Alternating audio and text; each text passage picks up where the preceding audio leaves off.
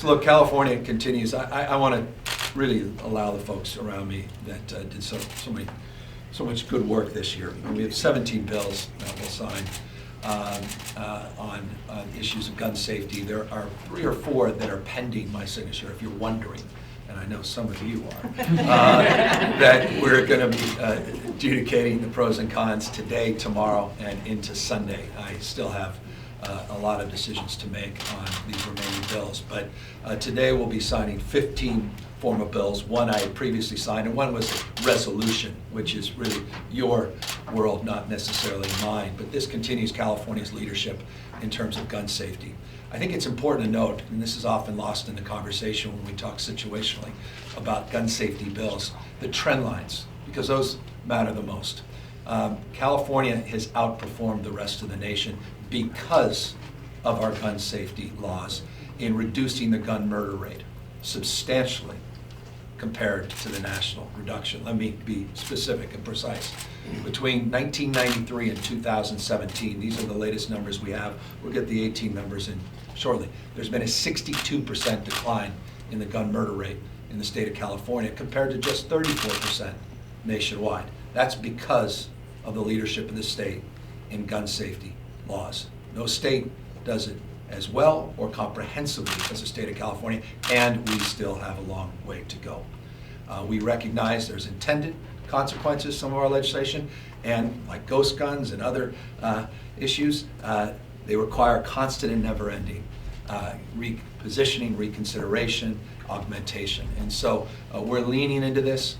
Once again, legislative leaders didn't need to be prompted to do the right thing. They have gun restraining orders, issues around violence safety prevention grants and funding, issues related to suicide prevention, big part of the gun conversation we don't talk enough about. The vast majority, or at least 50% of these deaths occur in individuals' own hands, and God bless, guns are the real killer. People try suicides, majority survive, but not with firearms. And so I want to applaud the leadership assembled here today to focus on that issue as well. There are many, many other issues, but I just want to applaud not only the leadership that's assembled here for these bills, but the leadership that resides around this table over the course of many, many years. You guys led Bill and others on gun restraining orders, and now it's spreading across the country, going back I think as early as 2014.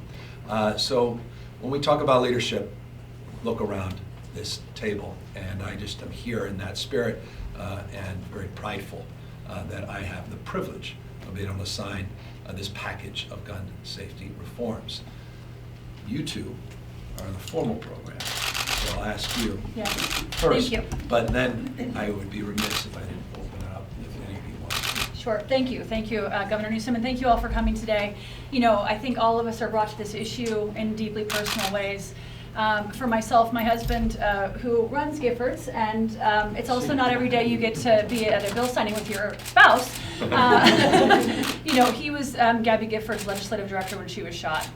And that moment in time marks one of the many moments in our country where this movement gained more legs, gained more energy. That, you know, Pulse Club shooting, Parkland shooting, the Las Vegas shooting, these tragic incidents have also given us moments to take action. And especially when our federal government refuses to take action, it is incumbent upon our state leadership, and really the leadership here in California, the governor and others, to take that action.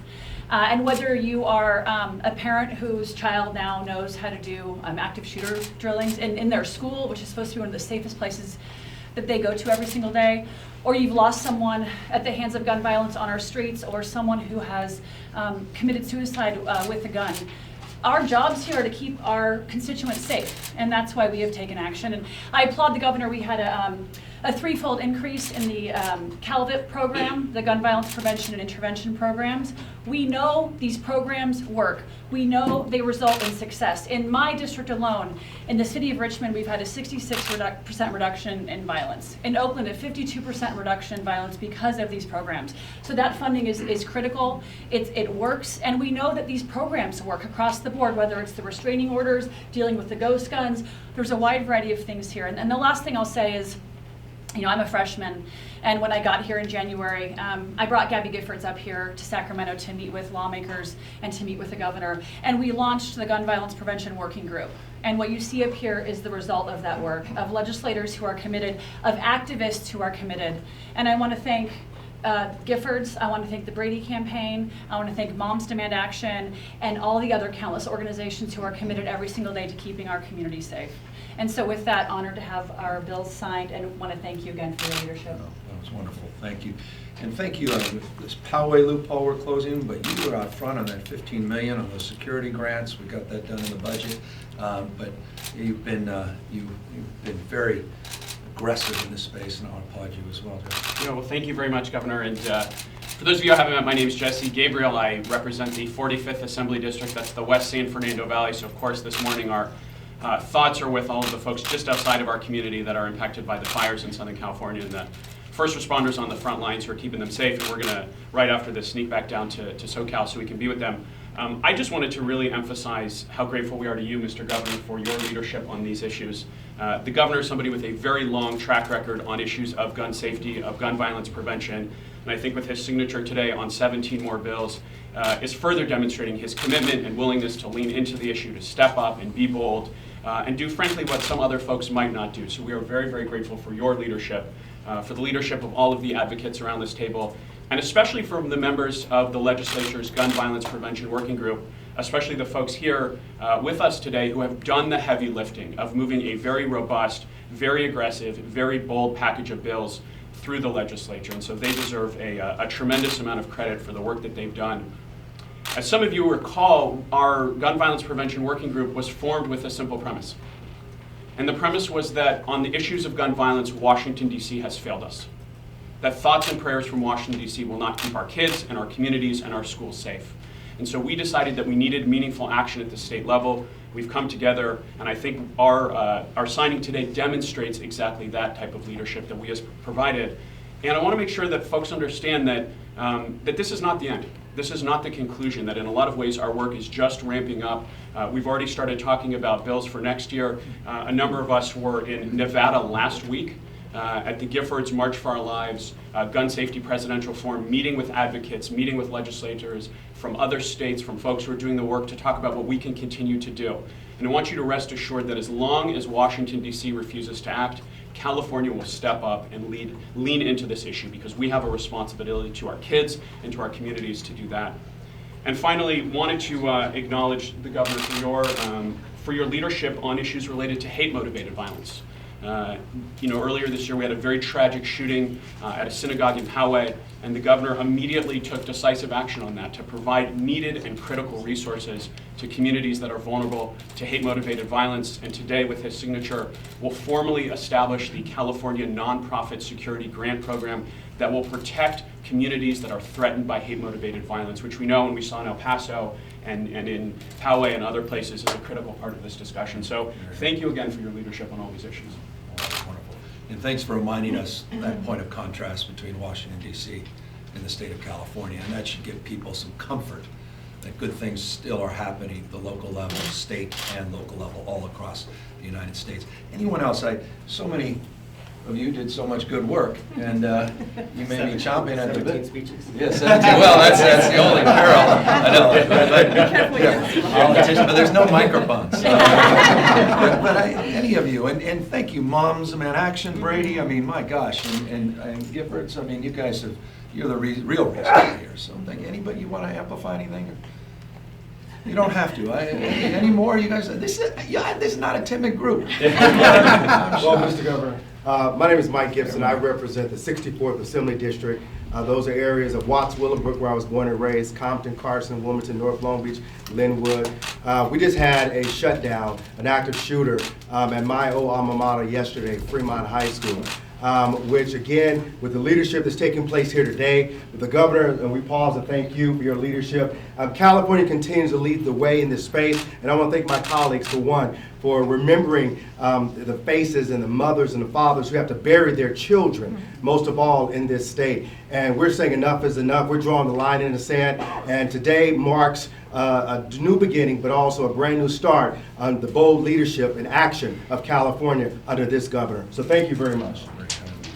Governor, if I can, Todd Gloria, I'm the Assembly member for the 78th District. I represent coastal San Diego County. I appreciate your signing our legislation to prohibit the sale of guns and ammunition at the Del Mar Fairgrounds, state property. I just wanted to express on behalf of the 500,000 people I get the honor of representing who have long wanted this action to take place. The surrounding cities around Del Mar Fairgrounds state property have asked for this action, and we've been unable to do it. With your signature this morning, we're going to deliver and really be responsive to the communities who've asked for this, who don't want the state to be complicit in the injection of more guns into our neighborhoods, and to really say that the state shouldn't profit from gun sales, and that we really should focus somewhere else. So I thank you so much. This has been a grassroots effort from San Diego. You've heard them, and to my colleagues who also voted for this legislation, thank you so much. This is a first of its kind in the state, and we should be doing more of this. That's great. We had the privilege of being with the Pro Tem, and you just, feels like a month ago, Yeah, but right. it was honestly 2 days ago, I think. And this issue is very resonant, and so I appreciate all of you've done on it. So just 15 miles away from here is Davis, California, where one of my officers were brutally murdered in front of the police department and the fire department with a gun that came across the border. And I do not want to see that happen again. It also happened in Yountville at the Veterans Home. We've had a lot of tragedy throughout the state. There's so many names we could put up on a list, but why do that? Because today we're here to honor them by having these bills signed, and then we'll continue to do so. So thank you very much, Governor. I really appreciate it. And I think, and Phil, just because this gun restraining, you guys, there's a series of bills here on gun restraining, and it's become so resonant now as an issue across country and getting increasingly bipartisan support. But it started here, and I think. Yeah, I want to put out a shout out to Senator Nancy Skinner, who's the one who really carried the bill in the Assembly to respond to the Senate. Barbara, thank you for signing my bill, AB 61. It's the third time we've tried it. Two previous vetoes. They asked me what the biggest difference is. The biggest difference is we got a new governor. So sometimes change. On some issues that works, not all. So, but what we've seen is gun violence restraining orders are this tool that have gotten major bipartisan support. Many states, especially after Parkland, started introducing it in their states, see it as a critical tool. I also want to send a special thank you to San Diego City Attorney Mara Elliott, who really has almost single-handedly done half the gun violence restraining orders in this state. And then on top of it, she's now training people that we put money in the budget so she could train people up and down the state to issue gun violence restraining orders and how to do it. So It's only as good as that huge kind of win. leadership. Exactly That's right. right. Well That's done, Tony Robb. If I might just add, I am very grateful to be here. I am the director of Montreal Lives California here in Northern California, so I think it's really great to be offered the opportunity as a student to be able to actually be here and be able to talk about issues that directly impact our youth. Being a young person, we have been able to see how a lot of these issues directly impact each and every single one of us. However, oftentimes youth don't have the platform to be able to express their voices. So I am honored and fortunate to be given that sense of platform to be able to represent Montreal Lives California, to be able to say that we have so much work to do and we have so many things that we want to be able to lead California, because California is leading the nation when it comes to discussing gun violence prevention. So with that said, once again, I am very grateful and honored to be next to each and every single one of you, because I literally just came from school. So it was just exciting to be able to say, oh snap, it's a lot of great people that I'm next to, so yeah. It's awesome you spoke. Thank you. Oh, please. My name is Amanda Wilcox. I'm the legislative advocate for Brady, California, United Against Gun Violence. I've been working in this building as a volunteer since 2005, many years. Those of you on Public Safety Committee know that I do not miss a hearing. But I am here also as a victim survivor. My daughter, Laura, at age 19, was killed in a rampage shooting in Nevada County in 2001. And since then, I've put my heart and soul into gun violence prevention. You heard the statistics, how much we've dropped our gun death rate in California compared to the rest of the nation. Gun laws work.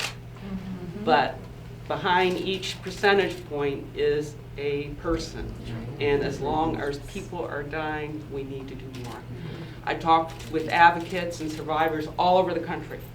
And obviously, there's much frustration and anger regarding the lack of action in Congress in Washington, D.C., particularly with the U.S. Senate. And they ask, how do you do it in California? And they're envious. We have the responsibility to do it right. The nation is watching. And as you see by many of the bills today and what we've done in the past, a lot of them are so-called cleanup bills, tweaks to policies already in place, ways to improve implementation. In my mind, that is good governance. We just don't pass a bill and we're done. We work on the implementation, we improve the law, we are going to get it right, and someday the rest of the nation will follow. And I applaud the governor for his leadership on this issue. The fact that so many bills were introduced this year is in part because we knew that there was a change in the work. I'm a foregone conclusion. Work harder. Well, I'm curious about those bills you're still thinking. I know. But I tell everyone I'm proud of the legislature of my state. I love California, even though I don't have power right now. I'd like to add, definitely want to thank the governor on your leadership, investing in programs, especially CalVIP. My name is Julius Thibodeau. I'm the Strategic Program Manager here for Advanced Peace in Sacramento. On behalf of all the youth here, Black Child Legacy, ART, SAC-ACT, and of course Advanced Peace, and Brother to Brother, we were able to come together, and for the first time in the history of the city of Sacramento, we experienced no juvenile deaths in the year 2018. So that's a first. Without this, we wouldn't be able to do it. We're hoping we're on pace to repeat that this year, 2019. Fingers crossed, God willing, we'll be able to do the same. And it's just providing opportunities for these young men and women and investing in them. And you've given us that opportunity. Thank you. Governor, I want to thank you, a local issue here. I'm Kevin McCarty, Sacramento. This is our second time bringing the concealed weapon reform as far as the financing and oversight. We thought it was a local issue. A state audit came out and said they have these issues up and down California were a few things. One, taxpayers were subsidizing individuals getting a concealed weapon permit. Some sheriffs hand them out like Halloween candy, as we know, and the individuals should pay for them, not the taxpayers. But more importantly, some counties weren't doing proper vetting and oversight. And here we had a very scary incident a block away from the Capitol. The individual was given a concealed weapon permit and there wasn't proper vetting and oversight. So this is one of those gun safety measures that's below the radar but will make California safer. That was great. And you also need to be recognized for all the work you've done on ammunition background checks as well. And there's a loophole in here we're covering as well, and I appreciate that leadership. So I'm Rebecca Bauer-Cahan. I represent the 16th Assembly District. And I'm a mom and a member of Moms Demand Action. And I do also want to give a shout out to our community leaders, our students, the people who are doing the work on the ground, who are really fighting this fight every day. And this is really a culmination of that advocacy and the work they've done. But I want to highlight something that both the governor and Assemblymember Gabriel pointed out, which is the lives that we are saving with this legislation is a nonpartisan issue. And the bill that I carried, which deals with the transfer of guns, whether it be after death or otherwise, was supported in a bipartisan manner. And we challenge the rest of the nation to follow, to save the lives of Americans and Californians, and do so because that's what matters, not because we're in the middle of partisan politics, because these bills save lives and we need the rest of the country to follow. You want to be put on the spot or not? My name is Jackie Irwin, and You're I'm the assembly member from Ventura County, the 44th Assembly District, and live in the city that has experienced one of the worst mass shootings. And our community is still recovering from it. We're approaching the 1-year anniversary. So we looked at the laws that are currently in place, and yes, California has the toughest laws in the nation, but we made sure to see that they were working as well as they could. So when you talk about tweaks, that's what we were really working on. And the other thing is I'm the chair of the Assembly Veterans Committee, and it turns out that veterans use guns in suicide more than any other group. And so it was very important. I was approached by a veteran whose brother committed suicide. He was a veteran also. And we talked about ways that we could put out information to people that were contemplating ending their life. And so we have a bill that's that everywhere that a person touches when they're purchasing a gun, that the National Suicide Hotline prevention number will be there. Because right in that moment of despair, we need to make sure that they know there is help. And I want to thank the governor and all my colleagues, and really especially the advocates who have been fighting this uphill battle for years. And the rest of the country can really look at California as an inspiration. Yeah, let me. Sorry, you're last man standing. Let me just join in on that. Thank you. I appreciate that very much, Mr. Governor. I want to just say how proud I am to be in California with all these incredible leaders. We see every day how mass shootings are happening in everyday places where you'd expect to be safe, where you should be safe, our schools, offices, movie theaters, nightclubs, and we're a state where we recognize that as being fundamentally wrong. We know that there is a public health epidemic, that there is a public safety crisis that demands action, and we're stepping up, acting, doing more, being more aggressive, rising to the challenge and meeting it in kind. And that's what California does. We solve problems for our people. And I really appreciate that we do it in coalition. The inside-outside game that I like to talk about with our incredible advocates, passionate and organized and hyper-focused with our legislative champions working hand in hand to lift these heavy weights and make sure that we move things forward. And I want to say a special shout out to our young people, who I just think have changed the level of urgency on this conversation. When our kids are telling us, you're adults, we're kids, we want to go to school to learn, you need to keep us safe, you're not doing enough. That resonates. We know we need to do more. We know that we can't fail you and that we must support you. So appreciate and hear very clearly the passion from our young people on this issue. So another proud day where California is leading, doing what we do, doing it in collaboration, working with one another to make our state better and stronger for our people. Thank you. Well said. Perfect way to end. It's interesting, we were signing that school bond the other day, and we had a little assembly of kids outside. I said, what's the #1 issue? Keeps you guys up at night. All the kids raised was gun violence. Come on, what kind of world we living in. And by the way, to those critics that suggest sometimes at these moments that this bill itself would not have solved this problem or that problem, it's not about solving individual problems, it's about changing the dynamic and changing the trend lines. And we are interrupting those trend lines. And I've said this on many occasions, unlike baseball, in politics, you don't get credit for sales. And how many people's lives we not have to go to memorial funeral or memorialize because of the work these guys have been doing for decades now. So thank you for that. We'll start. There's a lot of bills, so your patience. Luckily, the old days you don't have film anymore; it's digital, so you won't run out. But let's just let me see where we gotta know what we're doing here. All right, Jackie, you're up on the warning.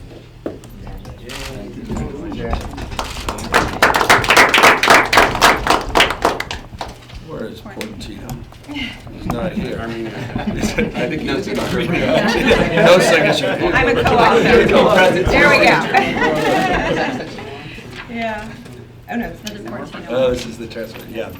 This just limits number of transfers, firearms, and we limit number of sales of certain types of firearms. Oh, yeah, excuse me. Don't skip Could have been yours. Yeah, Yeah, I know. That's from Carlos.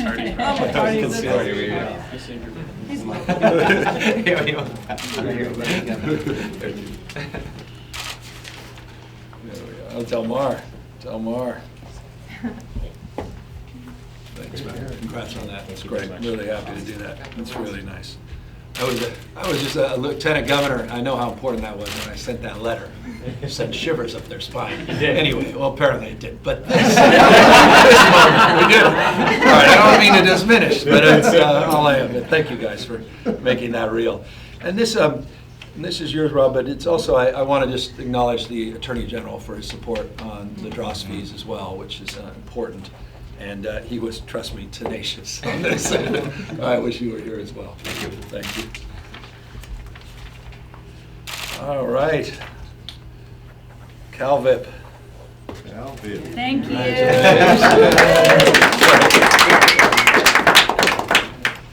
Here's the nonprofit security grants. Congrats, thank you very much. Thank you. Thanks for. making that happen as quickly as you did. And I love the firearm research. Again, we're doing, I mean, it just, in every respect. Yep. You know, this is fabulous. So thank you for that. UC Research is pretty good. That's UC Research, but I mean, it's just that you would reference that. Thank you for that. We'll Yeah, give it to him. you give it to him. Mark, I got a bill for And you. then, this is Phil Ting. Thank you, sir. Thank you. You got a few of these in here, so keep those things going. Jackie, another one for you. Thank you.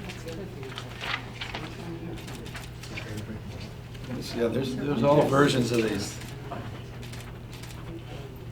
Who wants this? We'll You make can sure he take that. gets it. Thank you. And more on the gun violence restraint. That's it. Third time's a charm.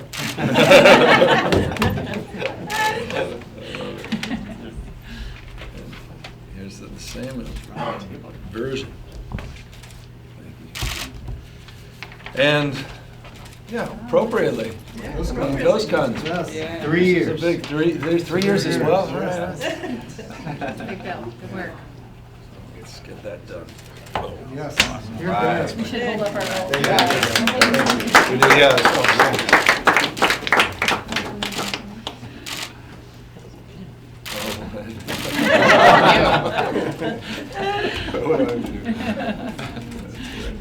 Well, thank you all. And if we could, just respecting everybody's time behind me, if you have any questions about gun-related issues of the bills, and then we can move on to other issues and they can move on to their day.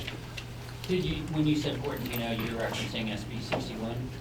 Yeah, which? And 376. And 376, yeah, a couple bills. Thank you for that. And I think we'll have a release so we can clarify which ones exactly. Can you speak just to the broader trend with gun violence restraining orders? We've seen it being slow to be deployed, where it's been now 614 used, but 97% of those have been law enforcement, only 3% immediate family members. How are you going to get the word out, since this expands something to something that pretty much law enforcement is the only one using? Well done. It's the right question, and we've brought this point up on multiple occasions, but it's exactly why Senator Fang, Budget Chair Phil Ting, advanced an effort to subsidize and support the efforts of one of our state's leaders in this space, because success leaves clues. Her advocacy is now being considered in other parts of the state, and she's beginning to train other leaders across the state to specifically address that legitimate and appropriate concern about this program not being utilized to the full extent. And I don't know if you want to amplify that. The only thing I'll amplify is that's why we did AB 61, to expand it to employers, to teachers, principals, professors, people at schools, because we think by expanding that universe, there will now be more ordinary citizens who are interested in asking for a gun violence restraining order. We think we do need to continue to do a better job of getting the word out, but I think now that the universe of people has been expanded, that will start to spread. I encourage you to reach out to City Attorney Mara Elliott in San Diego. Yeah, I mean, San Diego's the one using it. yeah, no, she's the best of the best. Governor, can you speak a little bit more about the role you see for healthcare practitioners in this space? I'm not sure if you signed 521, but that's Yeah. not. No, it's the right question, and this is a health epidemic, as much or more than anything else. And I think, you know, I'm going to ask Peter to answer that question, because Peter Ambler in Giffords has been on the front edge, leading edge of this being a new frontier of focus on the issue of gun safety and violence prevention. I mean, we have partnerships at national level with healthcare provision organizations, including the American Association of Pediatricians. This is obviously talking to families directly about safety concerns associated with gun ownership is a sort of key part of what we do and a key part of the solution. Mike, I don't know if you have anything to add on Yeah, that. I would just add quickly, we're working with hospital-based violence intervention programs because we know community violence is the #1 driver of gun violence across the country and here in California. So reaching people who are recovering from a gunshot wound is incredibly important, providing them services. So CalVIP will help to fund that work, and we also have a bill that is looking at funding that through public healthcare through Medi-Cal. So that's definitely something we want to continue to push in the years to come, is leveraging the healthcare community to intervene with gun violence. And the only reason that bill's not here today, forgive me, is we're meeting with our healthcare folks, a series of healthcare bills, and because it's a Medi-Cal expansion, we have to assess that in the context of a lot of these other questions. But What AB bills are those? There are 4 remaining gun-related bills that The we're still. AB 521 you were asking about by Assemblymember Berman. That's a result of a surveys showing that many physicians want to talk about guns, but they don't know how to bring it up, talk about gun safety and prevention strategies, but they don't know how to do it. And so Assemblymember Berman's bill funds the UC Firearm Research Center to train physicians on how to talk about gun violence prevention and prevention strategies, safe storage, the GVRO, suicide prevention, that kind of thing. And The that's number of because those- so many physicians said they don't know how to talk about it. You signed that bill. We signed that. Yeah, bill. that bill we was signed signed. it. No, yeah. He signed This it. is for Mr. Gabriel. In your bill on the $15 million for private security guards, is there any particular training for firearms? So the bill, so the $15 million was in the budget. This bill formally codifies the nonprofit security grant program. And it's, we'll see the regulations that are put out by the Office of Emergency Services, though. That's the group that will administer those grants, and this just tweaks some of the grant guidelines. So there's no specific requirement? We didn't, about it's not firearms prescriptive, but that's a responsibility now of the agency in the application, in the distribution of the funds. So that's something that will be considered.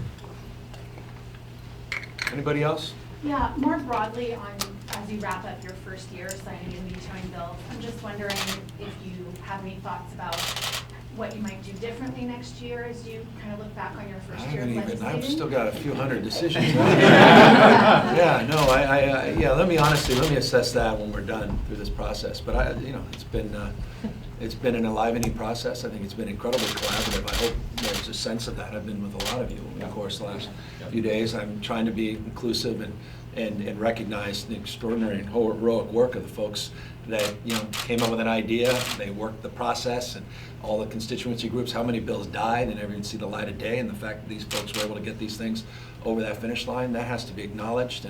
And to the extent we can reward that by making sure folks have the opportunity to publicize that work, I think that's incredibly important. And then there's those tough ones, right, where I just, where I'm making those calls to a number of you and saying, look, I really want to be there with you on this. Can we work on this next year because it was done outside the budget? Or finance just will not back off. This is their top priority, and half my team will quit. They're a little hyperbole. But there's all of these are assessed in that respect, and that's the ebb and flow that these folks are used to, particularly those who've been around. And so there are a number of vetoes where we're writing veto messages saying this is a great idea. Let's do this in January, and let's make this a top priority. So that's my current assessment and thinking. Governor, how many bills do you have left, and can I you don't know the exact number. Roughly? We're getting into the tougher territory. There's some easy ones that I know, and at 1 o'clock I'll be working through, and then we've got 3 marathon sessions tonight, tomorrow, and I have till midnight on Sunday, which really apparently means 9 o'clock Sunday night. And some folks have gotten to me the last few days, and I've pushed things back, and I'm going to reconvene. And these, as I say, these are stubborn. These are not quick decisions. Do you have a rough number? Where are we? I don't know. But there's a few hundred, so it's not insignificant. With California leading, with all these gun prevention measures, leading, as you all celebrate, with an additional 15, what effort is there to communicate with the surrounding states where so many of these weapons are coming in from? I've had it's a wonderful experience being with the governors of the border states. I've got to know Governor Sisolak from Nevada. We've had a lot of conversations. He's a very enlightened person. He doesn't necessarily have the kind of legislative support folks you see around me. So his is a more challenging job in many respects. Governor Inslee and I are very close, and Brown, and they've been more successful because their legislature has been a little more indulgent. So we've had that opportunity. We continue to make this a top priority of conversation at the Governors Association meetings. And I think there's an enlightened competitiveness with some of the governors, particularly in the East Coast, where we're always looking, comparing and contrasting. And there's points of pride, is it Massachusetts or is it California with the most progressive gun safety laws? And that is obvious, right? What'd you just say? California. Yeah, it's obvious. But Still the highest rating. yeah, nonetheless, but I think think that's a very healthy thing, again, in the absence of leadership at the federal level, the legislative level. And I make that point, but what I need to make is this subsequent point. That is not the case with the Democrats in the House. You have an incredible leader, Mike Thompson, who passed a comprehensive background bill many, many months ago. Speaker Pelosi's leadership is just sitting there waiting for Mitch McConnell to even put it up for a vote. He refuses to even do that because he's fearful. He's cowardly in the face of this moment. He lacks resolve, character, and leadership on this issue, and people's lives are hanging in the balance because of his complete incapacity to lead. The U.S. Attorney in the Eastern District, and I believe in other districts, is bringing cases against felons in possession of guns at the request of local government because the sentences are longer in the federal system. Do you think California's sentences for felons in possession of firearms are appropriate? What is your sense? I mean, you guys, what is your sense about our sentencing in particular?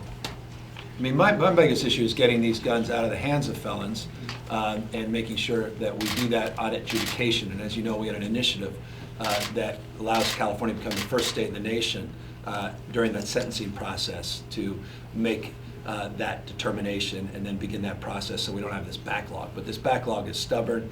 It predates the current Attorney General. We're constantly trying to resource the efforts and the training and the door knocking that's required to go after that. But that backlog continues to grow despite our efforts. To the extent that the law itself is inadequate as it relates to the sentencing guidelines, honestly, I don't have a good assessment of that in comparing and contrasting the federal rules. I share what you said, that our goal is to prevent access to firearms in the first place. Yep. Can you explain why you supported the bill to limit long gun purchases to one a month, and also broadly speaking to the future, what you make of the conversation about voluntary buybacks? Yes, I wish Portantino was here, and and a lot of you can talk about this. This was an interesting one to debate. Is what's the appropriate number? What's the appropriate level? And I know people, this one internally we struggled with because, there's a sense that people, if you feel like someone has a right to access something, you can restrict it, but within certain limitations. And so we've done that with other types of weapons, and we use that model of one a month for those types of weapons. And so my thinking was, all right, this at least is consistent with previous and established efforts in the past. But it's a legitimate and open-ended question of what's that appropriate number, what's that appropriate level, and we landed at this. Just to be clear, that's an anti-trafficking bill. So if someone is buying 50 guns at once, they most likely are turning around and selling them on the black market. So this is an effort to deter the illegal flow of guns in the black market. It was narrowed just applied to semi-automatic centerfire weapons, which seem to be the weapons of choice these days for mass shooters, and certainly are as lethal as a handgun, which is already subject to that law. Yeah, and with some of these other weapons, if someone has a couple family members and they want to go hunting, they buy 3, do they have to wait 3 months? So it became an interesting conversation and debate, and that's why it's right that you asked that question. And forgive me. No, and I think what we're collectively focused on in this room and broadly in the movement are evidence-based solutions to preventing gun violence. That's why you see these bills being signed into law. That's why you see a focus on programs like CalVIT, because we know that at the end of the day, properly implemented, they're actually going to reduce gun violence rates, and there's evidence behind that. For example, the bulk purchase limits, when that was a law of land in the Commonwealth of Virginia, you saw substantial declines in trafficking gun violence. So applaud the governor for leading on that here and making sure that what he's doing is supported by the evidence, and also speaks to the importance of supporting Darren Wintemuth's work at the UC Davis Gun Violence Center. Yeah, I mean, what contrast to the ideological agenda of the far right that has no interest in data collection, no interest in research, no interest in evidence-based lawmaking. Just an interesting point of contrast. Involuntary statewide buyback program, support, oppose? We'll get to that. Let's focus on the 15, but good question. Anybody else on this topic? It's Fabulous. Well, let me say goodbye to all of these folks. To the extent you want to say goodbye to me, that's fabulous too. Congratulations.